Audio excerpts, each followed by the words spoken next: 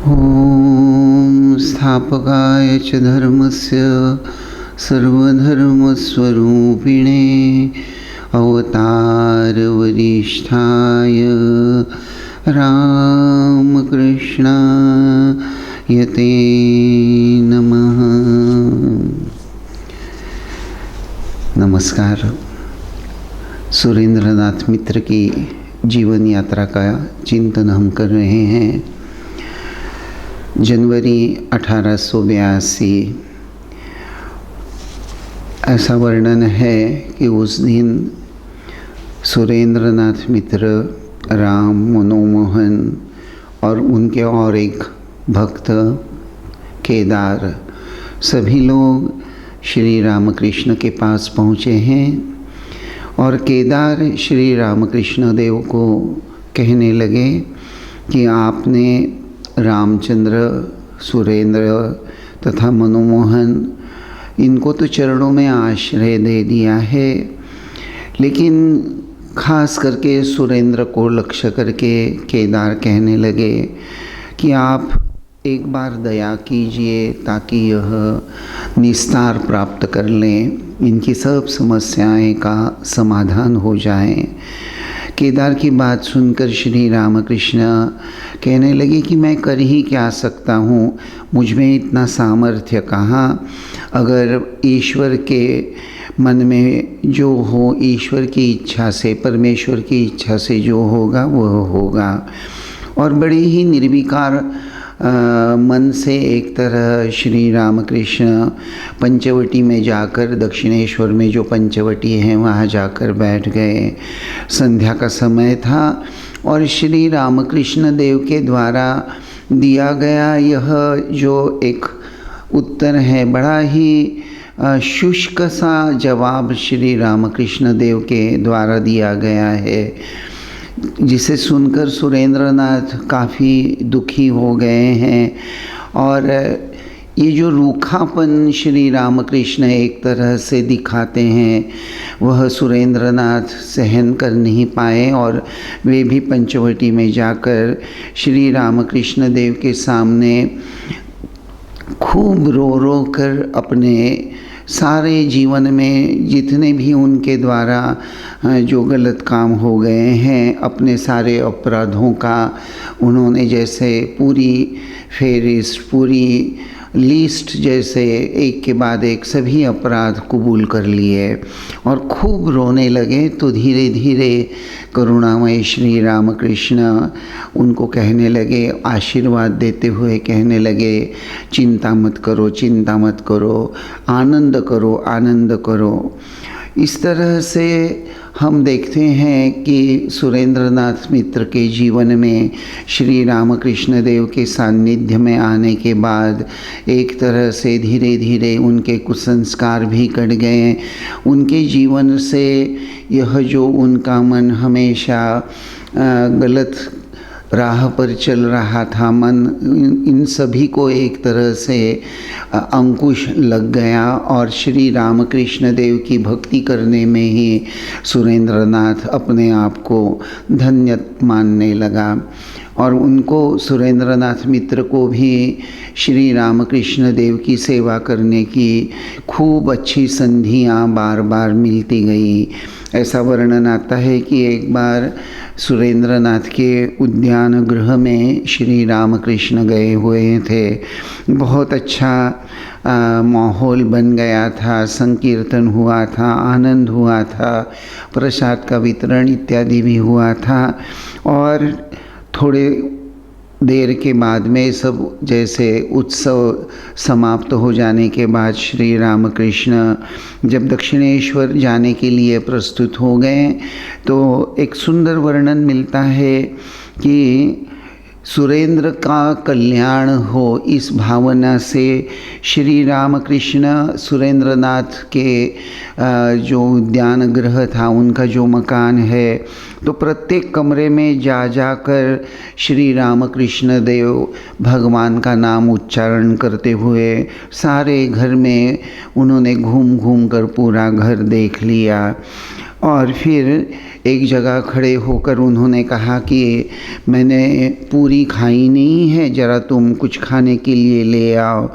तो थोड़ा सा कुछ नाश्ता उन्होंने चख लिया और उसके बाद में वहाँ से वे दक्षिणेश्वर वापस आ गए। तो ऊपर ही ऊपर यह घटना देखने के बाद ऐसा लगता है कि ऐसी क्या खासियत है, लेकिन थोड़ा चिंतन करें तो समझ में आता है कि साक्षात श्री रामकृष्ण देव, जिनको अवतार वरिष्ठ करके स्वामी विवेकानंद कहते हैं, साक्षात भगवान नाम करते हुए किसी के कमरे कमरे में घूमते हैं तो सारा कमरा, सारा घर किस तरह पवित्र हो जाता होगा, वह क्या अनुभूति होगी। श्री रामकृष्ण देव के कमरे कमरे में घूमने से उनकी पदधूलि वहाँ गई होगी, उनके श्रीमुख से भगवान नाम का उच्चारण सुरेंद्रनाथ के कमरे में हुआ। तो एक तरह से श्री रामकृष्ण देव ने जैसे संपूर्ण सुरेंद्रनाथ के जीवन को ही अपने पूत स्पर्श से एक तरह से आध्यात्मिक बना डाला। उसके बाद में बड़ा सुंदर वर्णन वचनामृत में खास करके हम पाते हैं। अगर आप कथामृत पढ़ेंगे तो कथामृत में वर्णन आता है, 13 अप्रैल का वर्णन है, 13 अप्रैल 1886। तो वहाँ एक सुंदर वर्णन है कि नरेंद्रनाथ श्री रामकृष्ण देव के पास बैठे हैं और श्री ठाकुर तो उस वक्त बीमार हो गए थे। नरेंद्रनाथ बार बार कह रहे हैं कि मैं शांति चाहता हूँ, शांति चाहता हूँ। और रात के 8 बजे का समय है। कथामृत में सुंदर वर्णन प्राप्त होता है। रात के 8 बजे का समय है। श्री रामकृष्ण छोटे तख्त पर बैठे हुए हैं, सामने 2-1 भक्त भी बैठे हैं। ऑफिस का काम समाप्त करके सुरेंद्र श्री रामकृष्ण को देखने के लिए आए हैं। हाथ में 4 संतरे हैं और फूल की 2 मालाएं लिए वे आए हैं।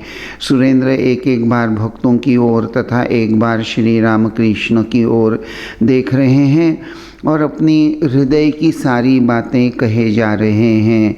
सुरेंद्र कह रहे हैं, मास्टर आदि को देखकर ऑफिस का कुल काम समाप्त करके आया।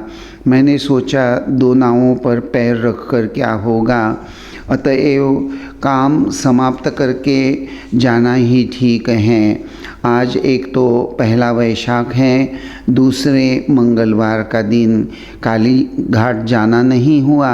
मैंने सोचा कि काली की चिंता करके स्वयं ही जो काली बन गए हैं, अब चलकर उन्हीं के दर्शन करूं। अर्थात सुरेंद्रनाथ यह जो बात कर रहे हैं, ये जो बात कर रहे हैं कि अतएव काम समाप्त करके जाना ही ठीक है। अर्थात ऑफिस के सब काम समाप्त कर लिए हैं ताकि ऑफिस के काम कोई बाकी है उसकी याद बाधा न बने। और बंगाल में खास करके पहला वैशाख यह वर्षारंभ का प्रथम दिन माना जाता है और बड़ी धूमधाम से पहला वैशाख बंगाल में मनाया जाता है।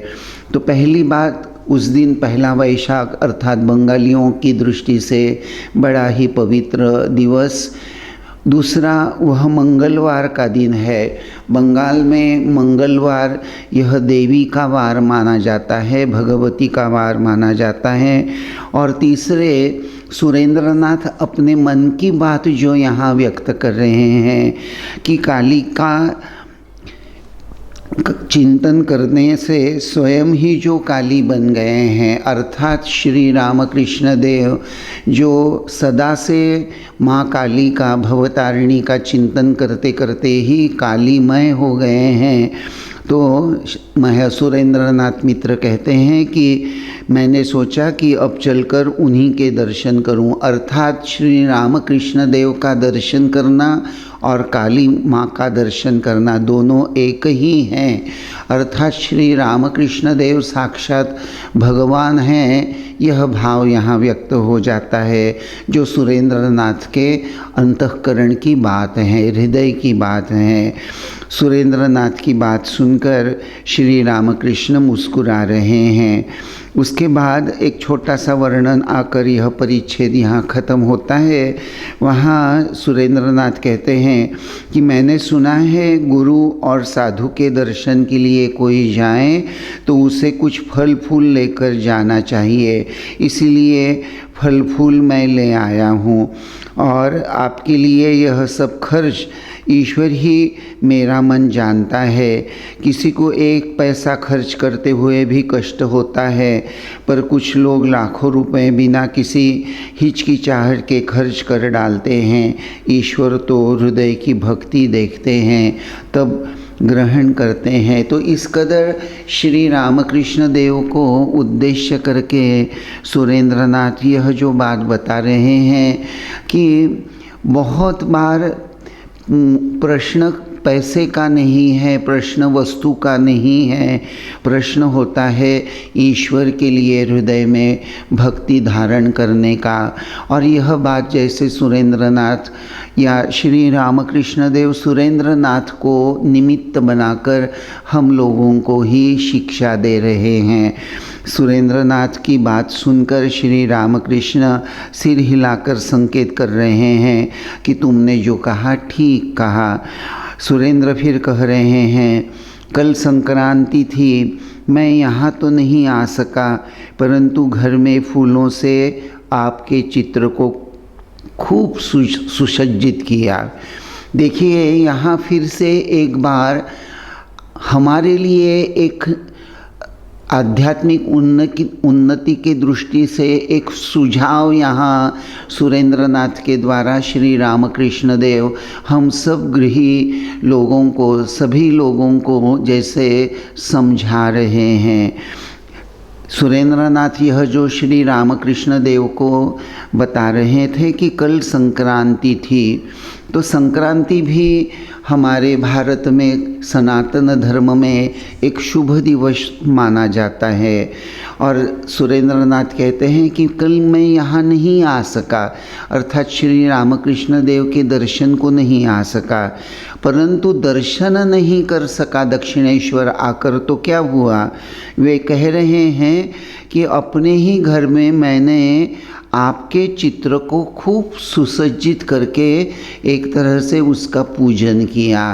तो यहाँ श्री रामकृष्ण देव के चित्र को सुसज्जित कर फूलों से यह जो पूजन सुरेंद्र नाथ कर रहे हैं, श्री रामकृष्ण देव आज सशरीर तो नहीं है आज, लेकिन हमें उनका एक्चुअल जो फ़ोटो है वह उपलब्ध हैं। तो अर्थात श्री रामकृष्ण देव के चित्र की पूजा एक तरह से श्री रामकृष्ण देव की ही पूजा होती है। यह बात यहाँ हमको सुरेंद्र नाथ के निमित्त ठाकुर हम लोगों को समझा रहे हैं। श्री रामकृष्ण सुरेंद्र की भक्ति की बात मणि को संकेत करके सूचित कर रहे हैं।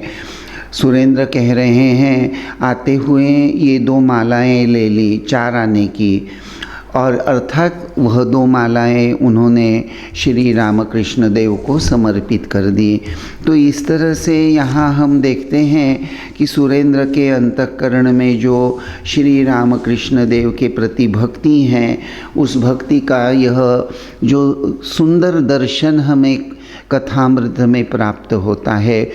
यहाँ 2 बातें जो हम लोगों को समझ में आती हैं कि श्री रामकृष्ण देव हमारे लिए आध्यात्मिक उन्नति की दृष्टि से 2 सुझाव दे रहे हैं कि ईश्वर की भक्ति हृदय में धारण करना और अपने अपने शक्ति सामर्थ्य के अनुसार भगवान के चरणों में अपने आप को समर्पित कर देना।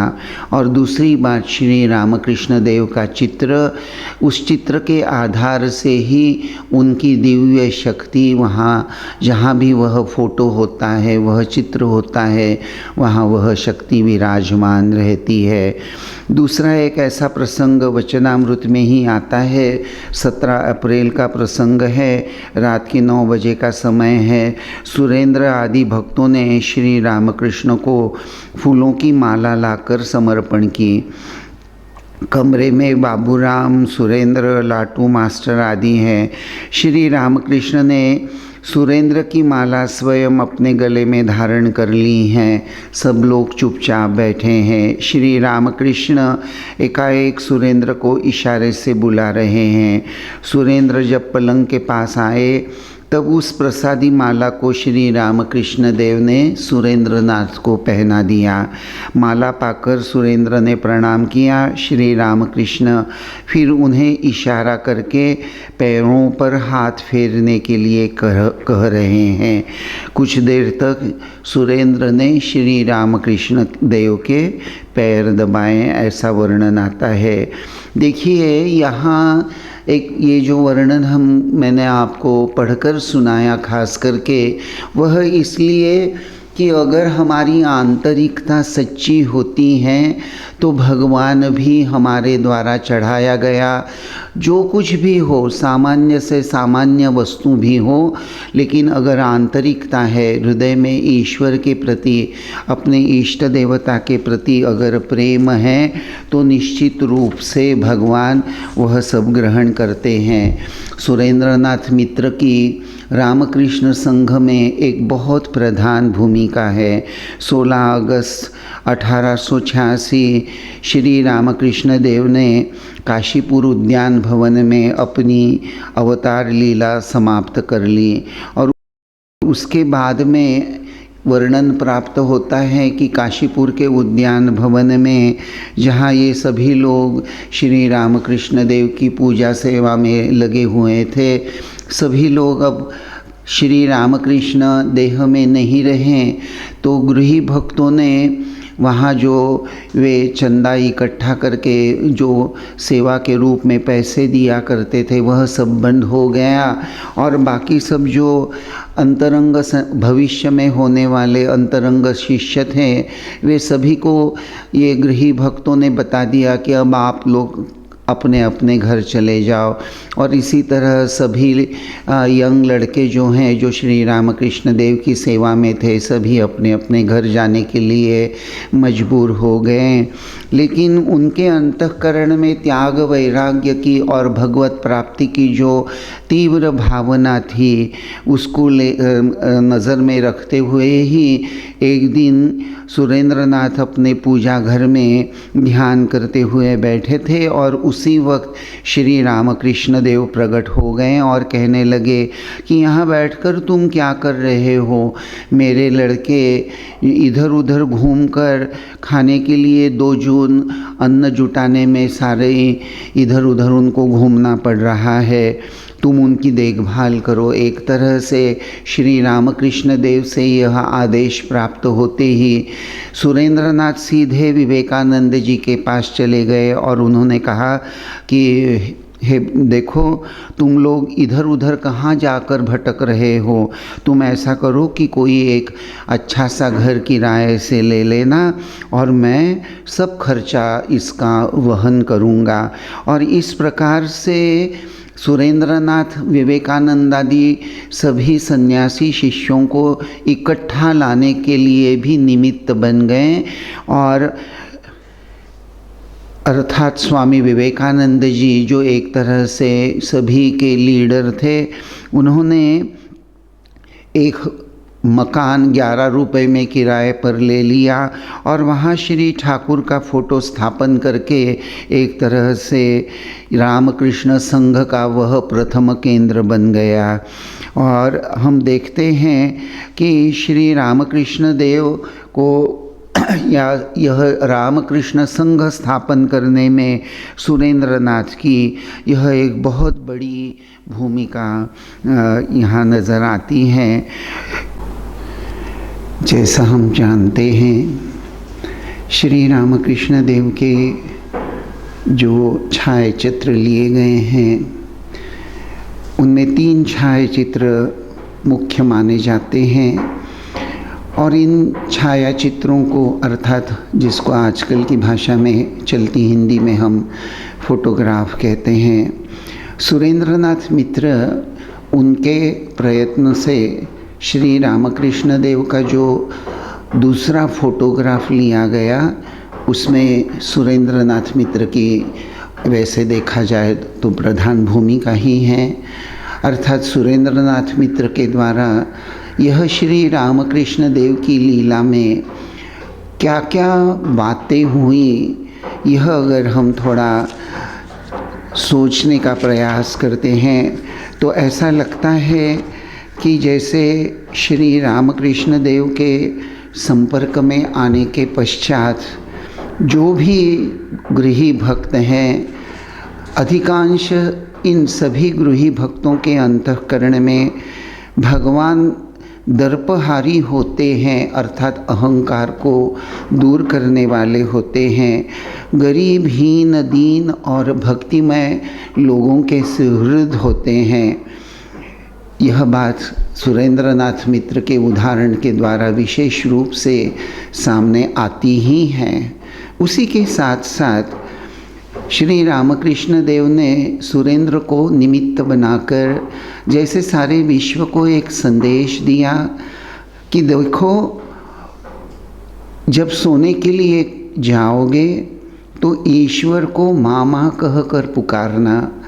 सुरेंद्रनाथ की जीवन में एक प्रसंग आता है जहाँ वे कहते हैं कि सिर्फ माँ माँ कहता रह गया, और श्री रामकृष्ण कहते हैं कि सोने के समय ईश्वर को माँ माँ कहकर पुकारना, इससे ही स्मरण मनन भी हो जाएगा ईश्वर का और बात भी बन जाएगी। तो श्री रामकृष्ण देव अपनी गृही भक्तों को उनके दैनंदिन जीवन में रहते रहते ही किस कदर ईश्वर के चरणों में शरणागत होकर रहना चाहिए, ये छोटी छोटी बातों के आधार से समझा देते थे। ईश्वर जब किसी को अपना बना लेते हैं तो क्या होता है। श्री रामकृष्ण देव ने सुरेंद्रनाथ मित्र का भार अपने कंधों पर उठा लिया, भगवान ने भक्त का भार उठा लिया, तो क्या होता है। एक तो भक्त के अंतःकरण में ये जो कच्चा मैं होता है यह दूर हो जाता है, कच्चा मैं का नाश हो जाता है। सांसारिक उपभोग अलोने लगने लगते हैं, मन ईश्वर केंद्रित होने लगता है। ईश्वर एवं साधु संग अत्यंत आकर्षणीय महसूस होने लगता है और साधु संग करते हुए ईश्वरीय प्रसंग करना, परिणाम हम सुरेंद्रनाथ के जीवन में विशेष करके देखते हैं कि सुरेंद्रनाथ, उनकी व्यसन मुक्ति एक तरह से दूर हो गई, तो दूसरी तरफ श्री रामकृष्ण देव की सेवा करना, वह सेवा वृत्ति की भावना संपूर्ण रूप से तेजस्वी हो गई। 16 अगस्त 1886 काशीपुर उद्यान भवन में श्री रामकृष्ण देव ने अपनी अवतार लीला समाप्त कर ली और उनकी अवतार लीला समाप्त करने के पश्चात विशेष करके श्री रामकृष्ण देव के भविष्य में जो सन्यासी शिष्य कहलाते हैं, स्वामी विवेकानंद, स्वामी ब्रह्मानंद, शिवानंद, अद्भुतानंद, अद्वैतानंद इत्यादि, तो इन सभी लोगों को रहने के लिए ठिकाना नहीं था। एक दिन सुरेंद्रनाथ अपने पूजा घर में पूजन करने के बाद जब ध्यान मग्न थे तो उस ध्यान मग्न अवस्था में अचानक उन्होंने देखा कि उनके सामने श्री रामकृष्ण प्रकट हो गए हैं और उन्होंने कहा कि मेरे बच्चे, ये जो त्यागी अर्थात त्याग वैराग्य को लेकर घर बार छोड़कर मेरे नाम से जो निवृत्ति मार्ग पर कदम बढ़ा रहे हैं, मेरी ये सब संतानें 2 वक्त खाने के लिए, रहने के लिए उनको जगह नहीं है, तुम क्या कर रहे हो। श्री रामकृष्ण देव के एक प्रकार से इस आदेश से ही सुरेंद्रनाथ तुरंत विवेकानंद जी के पास दौड़ कर गए और उन्होंने कहा कि आप सब लोग एक किराए का मकान बनाकर रहना, वहाँ श्री रामकृष्ण देव का छाया चित्र और उनके रेलिक्स अर्थात भग्न अस्थि के जो अवशेष हैं उनको स्थापन कर वहाँ पूजा किया करना। श्री रामकृष्ण देव का यह मंदिर हम भक्तों के लिए शांति का स्थान हो जाएगा, आप लोगों की रहने की व्यवस्था हो जाएगी और हम गृही संसार में विविध समस्याओं में उलझे हुए, विषय चिंतन में डूबे हुए हम गृही भक्तों के लिए ये मंदिर के द्वारा, आश्रम के द्वारा एक आसरा प्राप्त हो जाएगा। अर्थात सुरेंद्रनाथ मित्र के प्रयास से ही एक तरह से रामकृष्ण संघ का प्रथम मठ स्थापन हुआ। तो इस कदर हम देखते हैं कि सुरेंद्रनाथ मित्र की बहुत ही प्रधान भूमिका श्री रामकृष्ण संघ के प्रारंभिक अवस्था में भी, श्री रामकृष्ण देव के लीला में भी उनकी प्रधान सुंदर भूमिका हमें नज़र आती है। सुरेंद्रनाथ 25 मई 1890 तब उनकी उम्र लगभग 40 हो गई थी। जलोदर के विकार से वे बीमार हो गए, दिन ब दिन उनकी तबीयत ढलती जा रही थी। जब उनको रामकृष्णानंद, अद्भुतानंद अक्सर उनको मिलने जाया करते थे, तब उन्होंने स्पष्ट रूप से उनको कहा कि श्री रामकृष्ण देव के मंदिर का कंस्ट्रक्शन वर्क करने के लिए मैं 500 रुपये देना चाहता हूँ। उस वक्त रामकृष्णानंद जी ने उन्हें समझाया कि अभी आपकी तबीयत अच्छी नहीं है, बाद में देखेंगे, लेकिन वह वक्त नहीं आया। कठिन जलोदर की रोग से सुरेंद्रनाथ मित्र श्री रामकृष्ण देव के चरणों में विलीन हो गए और जाते जाते उन्होंने 1000 रुपये श्री रामकृष्ण देव के मंदिर के लिए विशेष रूप से अलग करके रखे थे, जिसको आगे चलकर जब स्वामी विवेकानंद जी अमेरिका से लौट कर आए, बेलूर मठ की स्थापना हुई और वहाँ श्री रामकृष्ण देव के उपासना करने के लिए, पूजा करने के लिए जो स्थान निर्मित हुई, वहाँ जो टाइल्स लगाई गई हैं, जिसको हिंदी में या मराठी में हम लोग फरसी कहते हैं, तो संगमरमर के जो टाइल्स वहाँ जो बिठाए गए हैं, उसके लिए सुरेंद्रनाथ ने जो 1000 रुपये निकाल कर दिए थे, उसी का उपयोग किया गया। आज भी अगर आप बेलूर मठ में जाते हैं और पुराना मंदिर ऐसा अगर पूछते हैं, तो वहाँ आज भी श्री रामकृष्ण देव का एक सुंदर ऑयल पेंटिंग रखा हुआ है वेदी पर। इसी वेदी पर सर्वप्रथम स्वामी विवेकानंद जी ने श्री रामकृष्ण देव के रेलिक्स की स्थापना करके पूजा की थी। तो वहाँ सुरेंद्रनाथ मित्र के द्वारा दिए गए 1000 रुपये इस तरह से श्री रामकृष्ण के सेवा में ही लगाए गए।